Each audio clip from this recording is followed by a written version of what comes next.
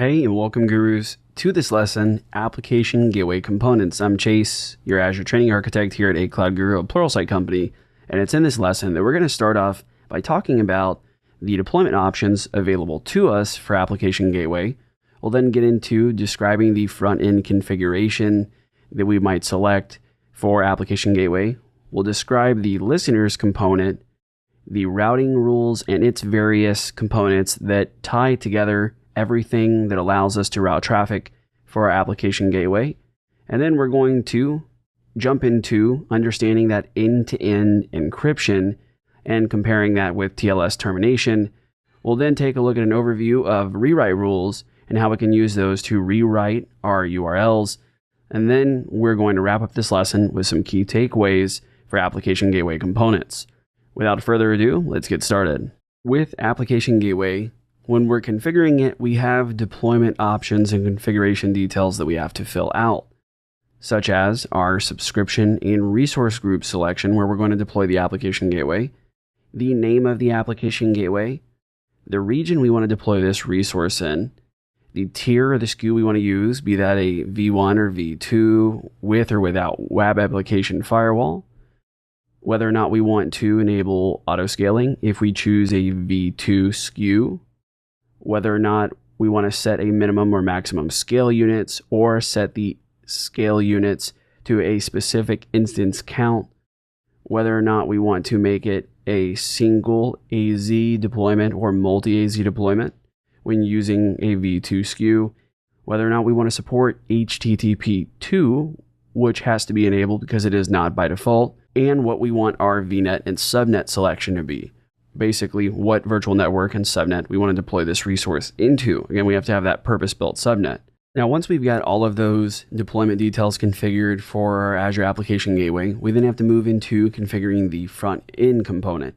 For our front ends of our Azure Application Gateways, we can use a public IP address when we're balancing traffic from external locations outside of our private network space, like places that are out there on the internet.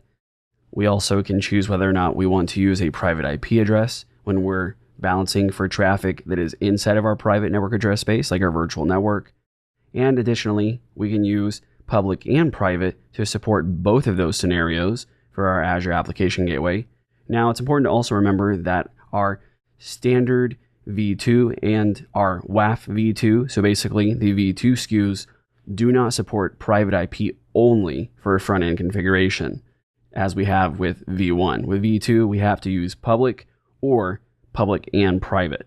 And V2 only supports static IP. So we have to specify manually the private IP address that we're going to be using for that. V1 supports the static and dynamic of that private IP address when you're using a private IP address for the Azure Application Gateway. Now, this front end is what we're going to use when we're associating it with a listener to determine what IP we're listening for in that listener. Now let's get into describing listeners in a bit more detail. Listeners are there to check for incoming connection requests using a couple of details. We're checking for an IP address in our front-end configuration, be that public or private IP. We're checking for a port for things like HTTP, HTTPS. We're checking a protocol like HTTP, HTTPS. We're checking a host, whether that's a www.pluralsight.com or www.cloudchase.com, whatever that host name is. And then it is using that to determine this connection request is intended for specific routing rule, which we'll get into more in just a second. Now with our listeners, we have two types of listeners. We have our basic listener, and this is that listener that is using a single domain. So we have a single site hosted behind the Azure Application Gateway. And this is a single DNS mapping to an IP address. And this is required in circumstances in which we just have to host that single website behind our Azure Application Gateway, like pluralsight.com. Now, the other type of listener we have are those multi-site listeners. These are the listeners that are routing to multiple domains that are being hosted behind our Azure Application Gateway. Now, we could host 100 plus sites on Application Gateway, but the real limiting factor we have to think about is that we get 5 host names per listener. So we're using this in situations, again, in which we have Application Gateway and it's listening for multiple hosts, such as Pluralsight.com or acloudguru.com. And it's this listener that is associated with the routing rule that's going to determine where traffic gets sent to, which backend target in our backend pool it goes to. Now, when we're routing traffic, we're really routing them using routing rules.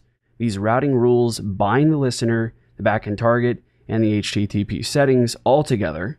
The listener accepts the request from the client itself via the application gateway, and the listener is listening to accept requests for specific host names that it's configured for, and then it sends those to the rule which it is associated with.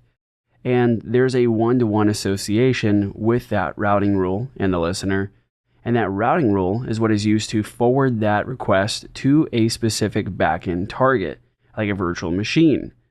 Now, the other component is the HTTP settings, which are configured via the routing rule and its health probe. These are the things that allow us to configure how it's going to encrypt or perform TLS termination in the backend when forwarding that request. And the health probe is going to check whether or not the targets in the backend are actually healthy and able to service that request. Now, when it comes to routing, again, we have that basic routing rule, and we also have our path-based routing rules where we can choose to route based on paths like /images or /video to different backend targets.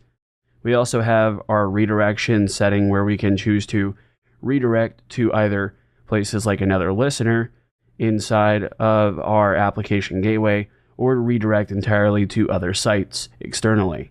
And then finally, we have the capabilities to use rewrite rules in our Azure application gateways as well to rewrite URLs entirely. Now that we've covered routing rules and the various components of tying everything together using those routing rules, we're going to dive a little bit deeper on that end-to-end encryption. So what we can set up in the front end between the client and the Azure application gateway is encryption using that listener. We can choose to listen for 443 and provide it a certificate on that listener so that we're providing that encryption in the front end between the client and the Azure application gateway. And then we just forward that traffic using standard HTTP unencrypted. And this is known as TLS termination. Now, end-to-end encryption takes it a step further.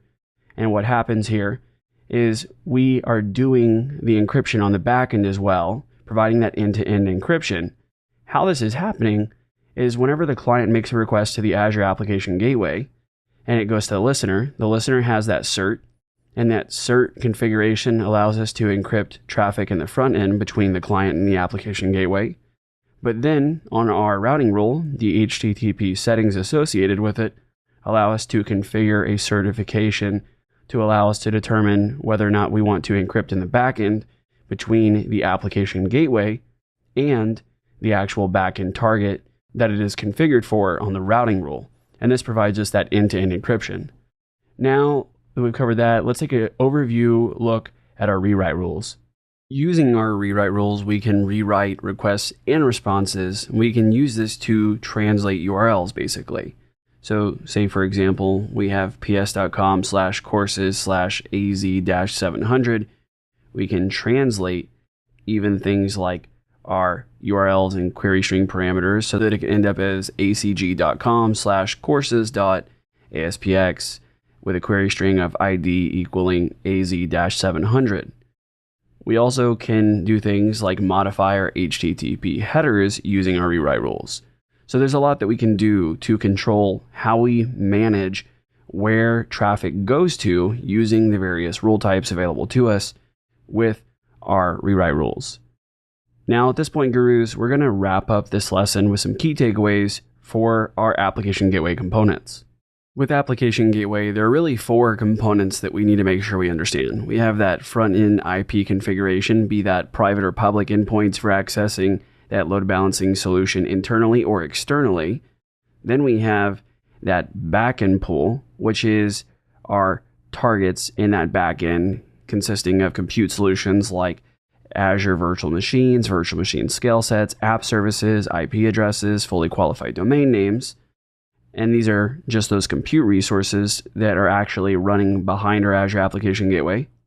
Then we have our listener, and our listener is watching out for port, protocol, and has the ability to use certificate configurations so that we can provide TLS termination and listen for specific hosts over those ports and protocols using a specific front-end IP configuration. And then once we have found a listener, when our traffic comes in, it uses the other component rules to be able to load balance traffic using our routing rules, our HTTP settings, if we want to establish end-to-end encryption, and our health probe to determine the health of those resources running in our backend pools. All right, Gurus, that is all my time for now. Thanks so much for joining me in this lesson, and I look forward to seeing you in the next lesson.